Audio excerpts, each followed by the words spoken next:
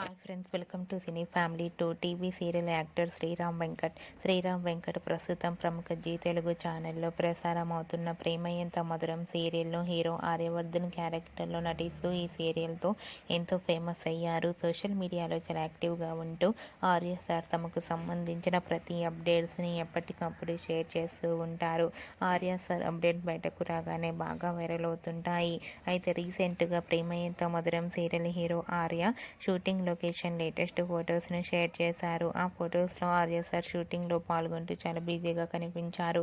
ఆ ఫొటోస్ చూసిన వారంతా eagerly waiting this latest episodes అంటూ కామెంట్స్ పెడుతున్నారు.